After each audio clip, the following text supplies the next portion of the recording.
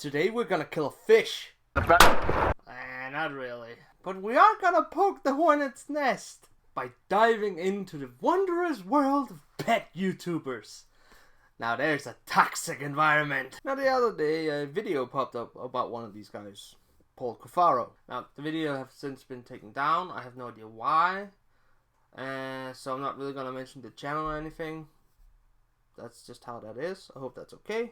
Now this kid just seems like a pretty run-of-the-mill teenager. 1,000 views. Who just happens to have just under 1 million subscribers. And he loves keeping fish and showing them to us all. I just can't help to have the feeling that it seems like he's a little more interested in being YouTube famous. I was up all night editing the video before the other one. The grind never stops, like I said, guys. If you want to be big on YouTube, or at least try to get big on YouTube, you have to post consistently. I want to do this for like a living. In order to do so, you have to just keep grinding away, making more videos. Now, after I saw the original video made on him, I thought it was a little biased and, you know, was it really like that? So I decided to dive into it a little bit. And the first one we decided to go with was, well, basically, is he an animal hoarder? And luckily, about 2 months ago, he did a video showing all of his tanks and ponds. And I counted 6 tanks and 4 ponds, but one didn't count. That was a turtle pond.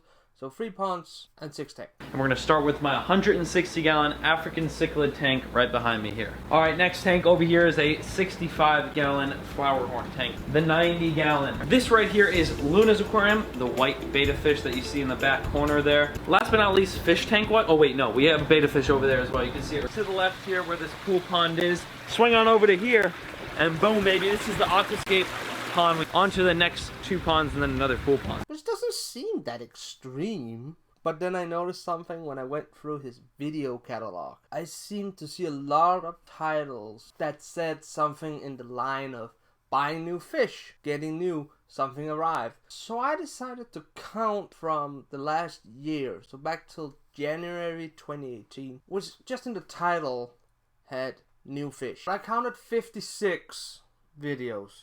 That's a video a week about buying fish. We're getting fish for this aquarium. We are going to get every single one of these guppies. Right? Not exactly sure what fish we're getting just yet, but we're going to get some new fish. But he only has 6 tanks and 3 ponds. In one video alone, he bought 250 goldfish. Alright, we'll get all these. And that's why we're doing today's video. Because he doesn't seem like a hoarder when he showed his animals that weren't that an excessive amount. But he buys an excessive amount. And that kind of gives you the idea that he's not a hoarder. He's a fish mass murderer. One of the first things I discovered was the very small tank series he's got. The world's smallest fish tank, the world's smallest aquarium. And he has a whole series of these. He creates these very small aquariums. And he even, you know, puts plastic plants and stuff in them. And to some degree, that's actually perfectly fine if you just aquascape them. It would actually be a really interesting and cool project and cool videos, and I would probably watch those. The problem is he pretty consistently has to drop a fish in it. Oh, there's one of them. All right, we got the minnow. Come on, bro. This is classic right here. There it is. And yes, I know he takes them out almost immediately, and then he puts them in a different tank or pond, but he never acclimates the fish, which causes this. First one going in. This one's a little, I don't know what happened to him. Oh, there's one. This one's a little, I don't know what happened. The fish, and you can see, they're both like half alive and like half, oh, that one's swimming. Those fish are in shock and probably didn't survive, because you didn't acclimate your fish. And that brings us to that next point. He quite often doesn't acclimate. This is something we see several times over the course of the series, which probably will lead to some of his fish dying off because of this stress level. And this brings me into my next point. He doesn't seem to do his research on things before he goes out and buys them. We're going to the pet store, not exactly sure what fish we're getting just yet, but we're going to get some new fish. Which results in series of videos such as the ones about his bettas. We could probably put a betta fish in here. He has a whole series of videos that's done quite well on his channel, But a lot of the videos, it only exists because he does things wrong to begin with. In the very first video, for example, he sticks it in a fishbowl. Ready? 3. Okay. Now, even I, when I was a kid in the 90s, knew fish bowls were a bad idea. He follows this up by using plastic plants, which is really bad for a better's fins. Now, I would have let it slide if it wasn't because he was told in the comments pretty much immediately what a bad idea it is, but he pretty consistently, over the last year, keeps making this mistake. We're gonna go with the 119 for artificial, because the one I have at home is artificial, so why not make them all artificial? Which tells me either he chooses not to listen, or he thinks the plastic planks look cooler, and that's more important. And I know he reads this, because he even states he got some bad comments. I was just reading the comments in my recent video.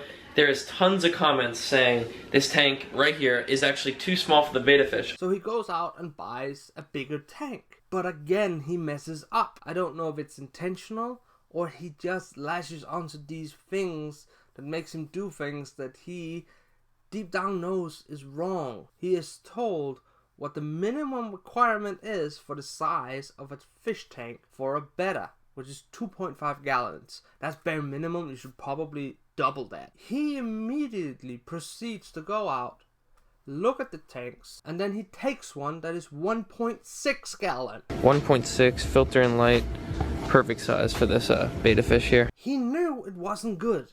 He did it anyway. And this is how he keeps going.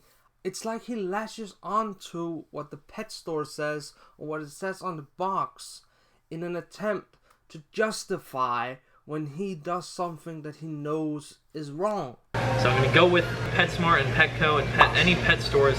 I can understand that feeling, but you're still wrong. And this repeats itself over and over. He keeps doing things like this. Only a month after all of this, he goes out and buys this setup. We've got the filter, one tank, drops down like a waterfall overflow to this tank, overflow to the last tank. Here, the individual tanks are smaller than my hand. First overflow is set in position. Imagine living in a place where you had this much space for a fish this big. He knows it's wrong, he states it's wrong, but then he says, the fish store says it's okay. I already know I'm getting comments that these are too small, but right there, it says it's not too small. I'm starting to see a pattern here. He thought it looked cool, so he wanted it. Knowing it's wrong, he decided to go with a place where they're telling him the wrong things, but then he can claim they said it, they work with it, therefore they're right and everybody else is wrong. I'm gonna go with PetSmart and Petco. When it's the exact opposite. And of course, in this case, 10 days later, one of the bettas have died. He claims it jumped out of the tank, but we don't see it, we don't know. I'm inclined to believe that because they can jump, which just proves that the setup was bad because it didn't have a lid. And he finally goes out to buy a proper tank.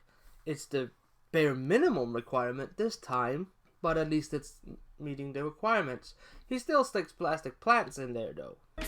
Beta fish galore.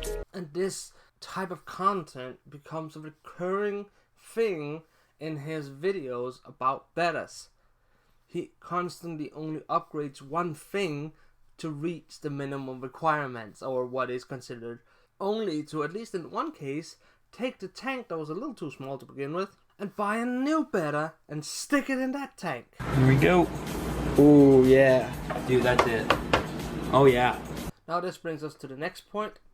He either doesn't know or has misunderstood how you cycle a tank before you put fish in it. Now for the uninvited, cycling a tank or aquarium is something you do before you put fish in it to secure a good ecosystem and make sure the tank is in balance to prevent fish death. It establishes the bacterial culture. Now this process can take up to several months, and you have to activate the process, which means basically even though there's no fish, you have to put fish food in the tank to kind of kickstart it.